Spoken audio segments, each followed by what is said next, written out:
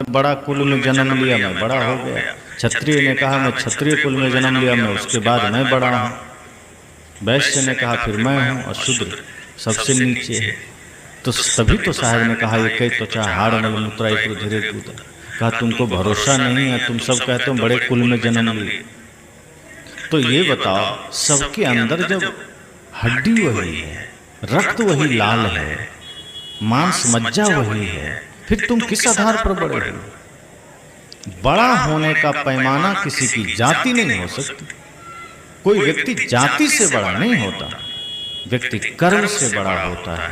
और कर्म जब बिगड़ जाए तो आप जानते हैं ना, रावण ब्राह्मण कुल में जन्म लिया, कर्म बिगड़ गया, राक्षस बन गया कि माता सबरी भिल्लन जाति की थी, लेकिन कर्म इतना महान हो गया कि राम भी वहां सिर झुका रहे हैं।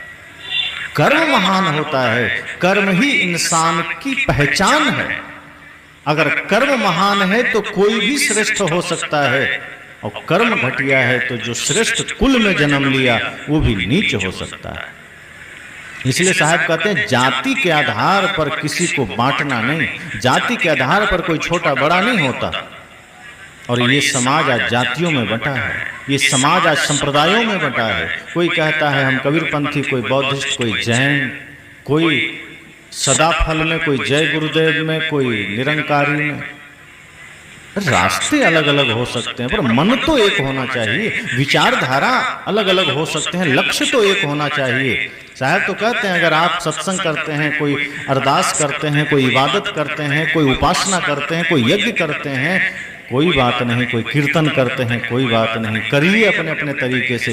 लेकिन जब निकल करके रोड में मिलिए तो ऐसे मिलिए कि भाई है आपका, ऐसे मिलिए कि वो आपका ही है। विरोध मत करिए, विवाद मत करिए।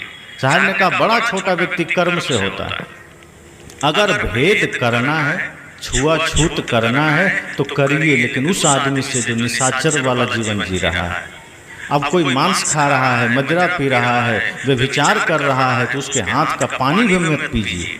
लेकिन अगर कोई से छोटी जाति में जन्म लिया और आप उससे बैर कर लिए, आप उससे किनारा कर लिए, तो साहब का फिर आप इंसान कहलाने लायक नहीं। इसलिए साहब शास्त्रों से उदाहरण दे रहे हैं कि शास्त्र पढ़िए, देखिए, वहां भी इस तरह की बातें आई कि जिनका कर्म ऊंचा हुआ, जिन्होंने अपने कर्म को महान बनाया, वो व्यक्ति पूजे गए। और हम क्या करते हैं, कर्म एक चौपाई आ गई, पूजी विप्रशील गुणहीना सुदृढ़ गुणगण ज्ञान प्रवीणा। अब उस हिसाब से अगर मान्यता हो जाएगी तो समस्या हो जाएगी कि जो शील गुण से भ्रष्ट हो ब्राह्मण